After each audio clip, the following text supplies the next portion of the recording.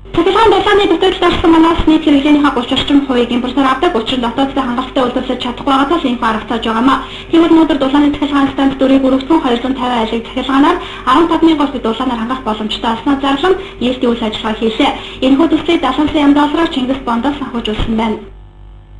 Манай улсын цахилгаан эрчим хүчний хэрэглээ сүүлийн жилүүдэд 8-10%-аар огцом өсөж байгаагаас үүдэн 2012 оноос эхлэн эрчим хүчний систем чадлын төтөлд орж айл өргүүдийн хэрэглээ дийлэх байсан.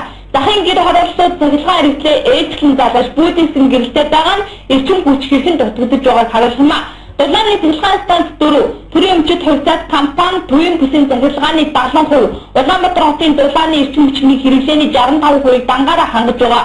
Өнгөрсөн 2010 оны сүүлээр 706 турбинтай ажиллаж 582 мегабайтын нийлбэр ачаалал авч ажиллаж байсан. Харин 2013 онд 602 мегабайт цахилгаан ачаалал авсан нь суурьлагдсан хүчин чадлыг давсан байна.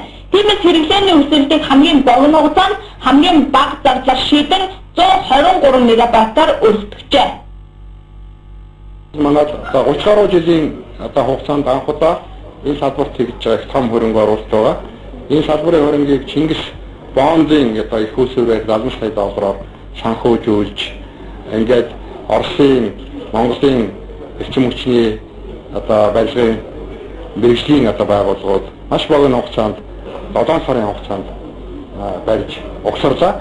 Энэ бол алдартай турбин, дэлхийд бас алдартай чанарын өндөр найдвартай ажиллагаатай манай тест дөрвийн энэ турбин дээр олон жил ажиллаж сурцсан. Ийм онцлог үүгээр бол манай улсын эрчим хүчний аюулгүй байдал, найдвартай байдал бол нэг алхмаар нэг шатаар дэвштэй гэж хэлж байна. 123 мегабайт хүчин чадлын өргөжлөлийг Чингис Бондоос $70 сая санхүүжүүлжээ.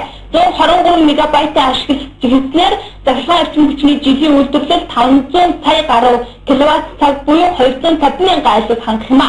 Харин дулаанаар 15,000 айлыг хангах боломжтой болж байгаагаас гадна жилд 2582 тэрбум төгрөгийн бодит орлого олох боломж бүрдэх юм а. Эндээс харахад хөрөнгө оруулалтын өртгөө 4.5-аас 7.8 дахин нөхөн гэдгийг хэлж байна. Өнгөрсөн 12 сая цорын сайд дээр автны шийдвэр гаргаж ирсэн бол нэг жилийн дараа энэ хүчтэй ашиглалтанд орлоо. Энэ бол Чингис Бондоор хийгдэж байгаа олон ажлуудыг нэг тодорхой жишээ юм.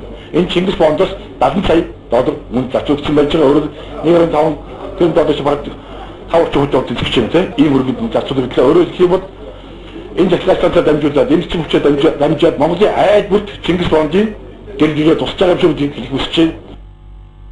Энэ төслийн өрөөнд Орос Японы улсаас том оврын 71 автомашин, 55 вагон болон нисэх хонцоор нийт 350 орчим баглаа бод бүхий тонн төхөөрөмж сэлбэг материал нийлүүлэгдсэн байна. Иймээс жилээс жил төсж байгаа цахилгаан хэрэглээний дарамтад хэсэг чигтээ амжирах боломжтой боллоо. Станцын өргөдөл хийгдснээр 2017 он хүртэл айх зүйлгүй болсон гэдгийг хэлж байна. Энэ явдал амгалан станц бүрэн хүчин чадлаар ашиглалтанд орсноор нийтийн 100 хэсгийн цахилгаан дулааныг хангах боломж бүрдэх учраас цаашаа цахилгаан дулааны дутагдлалд орох зовлонгоос бүрэн амжирч байгааг нь эндээс